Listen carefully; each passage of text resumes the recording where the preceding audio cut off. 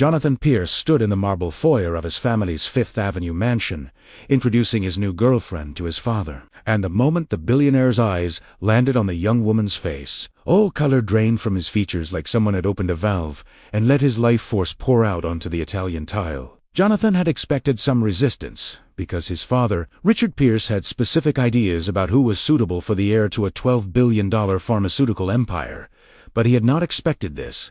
His father gripping the banisters so hard his knuckles turned white, his mouth opening and closing without sound, looking like he had seen a ghost that had come back specifically to destroy him. The girl, Sophie Chun, stood quietly beside Jonathan, her hand clasped in his, and she looked at the older man with polite confusion, clearly not understanding why this stranger was staring at her with an expression that mixed horror, shock, and something that looked disturbingly like recognition. Jonathan asked if his father was all right, should he call for help, but Richard held up one shaking hand and managed to say no. He was fine. Just surprised. He had not expected Jonathan to bring anyone home today, but Jonathan knew his father well enough to recognize a lie. And this was not just surprise. This was something deeper and far more disturbing. Sophie had met Jonathan 6 months earlier at Columbia University, where she was finishing her medical degree and he was teaching a graduate seminar on bioethics despite being only 32 years old, already having completed his MD and PhD by age 28. Because brilliance apparently ran in the Pierce family bloodline, they had connected over a debate about pharmaceutical pricing in developing countries, and Jonathan had been instantly drawn to this passionate, brilliant woman who argued with data and compassion in equal measure, who seemed utterly unimpressed by his family name or his considerable academic achievements, and who made him laugh in a way no one had since his mother died 15 years ago. What Jonathan did not know, what he could not have known, was that his father Richard Pierce was staring at Sophie Chun, with the kind of terror that comes from sins you thought were buried. Forever suddenly standing in your living room holding your son's hand, Richard had recognized her instantly, not because he had seen her recently, but because she looked exactly like her mother had at that age, with the same delicate features, the same intelligent eyes, the same quiet dignity that he had destroyed 28 years ago when he had made choices that had haunted him every single day since. Sophie herself had no idea why this billionaire was looking at her like she was a bomb about to explode, and she tried to smile politely and extend her hand for a handshake, introducing herself as Sophie Chun, fourth-year medical student. Very pleased to meet Jonathan's father, Richard took her hand mechanically, his palm sweating, and managed to say, "Welcome to their home. Would she like some tea? Anything at all?" His voice coming out strangland and wrong. Jonathan was now genuinely concerned, suggesting they postpone this meeting. Clearly his father was not feeling well, but Richard insisted no, please stay. He just needed a moment. Over tea in the formal sitting room, Jonathan tried to make conversation, explaining how he and Sophie had met, how impressed he was by her research on affordable cancer treatments, how she had grown up in the foster care system but had earned a full scholarship to Princeton and then Columbia. Richard's teacup rattled against its saucer when Jonathan mentioned foster care, and he asked in a voice barely above a whisper which orphanage Sophie had been in, which city, when Sophie answered easily, not seeing anything strange in the question, saying she had been at St. Mary's Orphanage in Queens from the time she was 6 months old until she aged out at 18, never adopted, never knowing anything about her biological parents except that her mother had died shortly after giving birth and no father was listed on her birth certificate. The teacup fell from Richard's hand, shattering on the floor,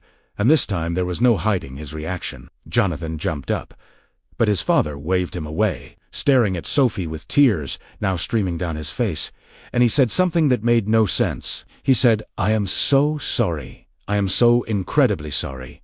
I have been looking for you for 28 years. Sophie froze, her face going pale, and she asked what he meant. How could he possibly know her? And Richard looked at his son with an expression of absolute devastation and said, "Because I am her father. Because 28 years ago I made a choice that I have regretted every single day of my life. And the woman you are dating is your half-sister." The silence that followed was so complete that Jonathan could hear his own heartbeat, could hear Sophie's sharp intake of breath, could hear the distant sound of traffic on Fifth Avenue that suddenly seemed impossibly far away. He stood up slowly, looking between his father and Sophie, trying to process words that made no sense, that could not possibly be true. "And this I'd know? That was impossible. His father would never. His mother had been alive 28 years ago. This had to be a mistake. But Richard was pulling out his phone with shaking hands. Scrolling through photos he kept in a hidden folder, photos of a young Chinese woman with Sophie's exact face, photos of himself at age 35. With this woman, clearly in love, clearly hiding something. Richard told the story in a voice thick with shame and regret. Her name had been Lin Chun, and she had been a research scientist in his pharmaceutical company. Brilliant and beautiful and everything his arranged marriage to Jonathan's mother was not. They had fallen in love, despite the impossibility of it. Despite Richard being married with a 5-year-old son. Despite Lin being an immigrant on a work visa who could be deported if she lost her job. When she became pregnant, Richard had panicked. Had thought only about his reputation, his marriage, his company's image, and he had made her an offer that still made him sick. To remember, $500,000 to disappear, to give up the baby for adoption, to sign papers saying she would never contact him or reveal his identity. Lin had refused at first, had begged him to leave his wife, to be a father to their child. But Richard had been a coward, had threatened her visa status, had used his power and money to corner her into compliance. She had signed the papers, taken the money, given birth to Sophie at a charity hospital. And then, according to the private investigator Richard hired years later when Gil finally overcame fear, Lin Chun had walked into traffic 3 weeks after giving birth, dying instantly, leaving behind a baby girl who went into the foster care system because no family could be located, and the father was listed as unknown. Richard had spent 28 years trying to find that baby, had hired the best investigators money could buy, but the adoption records had been sealed, the orphanage had incomplete records, and every lead had gone cold. He had divorced Jonathan's mother 5 years later, unable to live with the lie, unable to pretend his marriage meant anything after what he had done. And he had poured his guilt into building his fortune, as if money could somehow compensate for abandoning his daughter. And now, here she was, standing in his living room, in love with her own half-brother. And the cosmic irony of it was so horrific that Richard wanted to die right there on his expensive Persian rug. Sophie had gone completely still, her face blank with shock. And when she finally spoke, her voice was ice-cold and steady. She said she needed to see proof, needed DNA tests, needed something more than a story and old photos, because this could not be real. This could not be her life. Jonathan had backed away from both of them, his mind spinning, trying to reconcile the father he thought he knew with this man who had abandoned a pregnant woman, who had destroyed a life, who had created a situation so twisted that Jonathan had fallen in love with his own sister without knowing it. The DNA tests came back 3 days later with 99.9% certainty that Richard Pierce was Sophie Chun's biological father. Jonathan had not spoken to either of them during those 3 days, had moved into a hotel, had ignored their calls, trying to process a betrayal that felt like it had shattered reality itself. Sophie had stayed with a friend, refusing to set foot in Richard's house, refusing his attempts to apologize, to explain, to somehow make this right, when nothing could ever make this right. When they finally met again, it was at Sophie's request, in a neutral location, a quiet coffee shop where she could control the situation. She looked at Jonathan across the small table and said they needed to talk about what happens next, about how to move forward from this impossible situation. Jonathan told her he loved her, that his feelings had not changed even though everything else had, and Sophie said gently that of course his feelings had changed.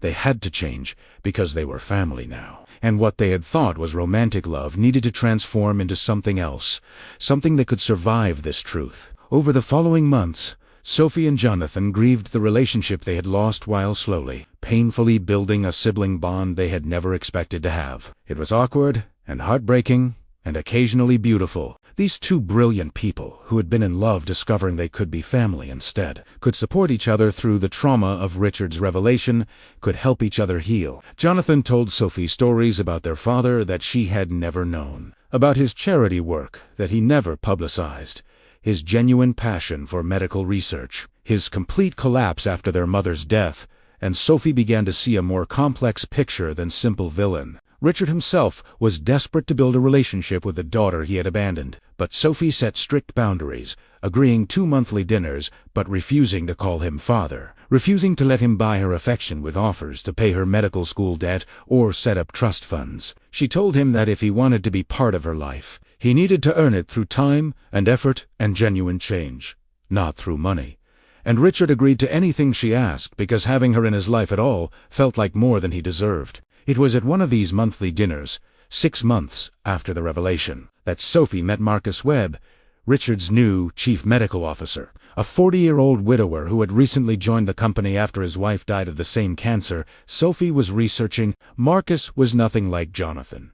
Older, quieter, with kind eyes and a gentle humor that made Sophie smile for the first time in months. Richard watched them talking about research protocols and clinical trials, and he saw something shift in his daughter's expression, a lightness return in that he thought his revelation had destroyed forever. Marcus asked Sophie to coffee the next week, and then to dinner, and slowly, carefully, they began building something new, something uncomplicated by hidden secrets or impossible revelations. Jonathan watched his sister fall in love again and felt genuine happiness for her, felt the last pieces of his own heartbreak settling into acceptance. He had started dating someone new himself, a lawyer who worked in non-profit healthcare advocacy. And while it was different from what he had felt for Sophie, it was good and real and possible. A year after that devastating afternoon in Richard's foyer, Sophie and Marcus got engaged in the research lab where they had spent countless hours working side by side. And Richard broke down crying when Sophie called to tell him, asking if he would walk her down the aisle because despite everything,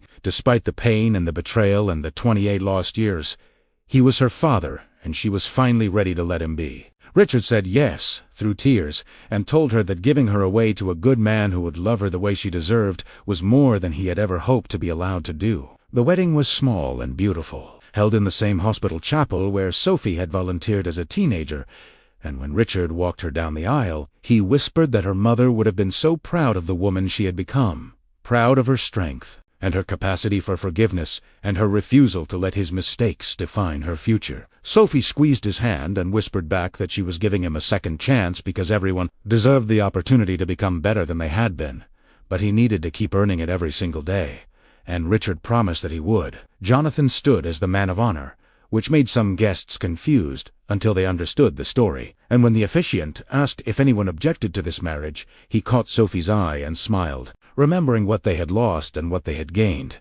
And he thought that maybe some things happened for reasons we could never understand, that maybe the universe had brought them together not as lovers but as family, and that was its own kind of miracle. Years later, when Sophie's daughter asked why her grandfather always looked at her mother like he was afraid she might disappear, Sophie told her a simplified version of the story, about mistakes and forgiveness and second chances. And she said that the worst thing her grandfather had ever done had somehow led to the best things in her life. A brother she adored, a father she was learning to love, and a husband who had appeared exactly when she needed him most. And she added that life was strange and complicated, and sometimes what looked like an ending was actually just a very painful beginning. Have you ever discovered a family secret that changed everything? Share your story below. Subscribe for more incredible true stories that prove truth really is stranger than fiction. Hit that bell icon right now.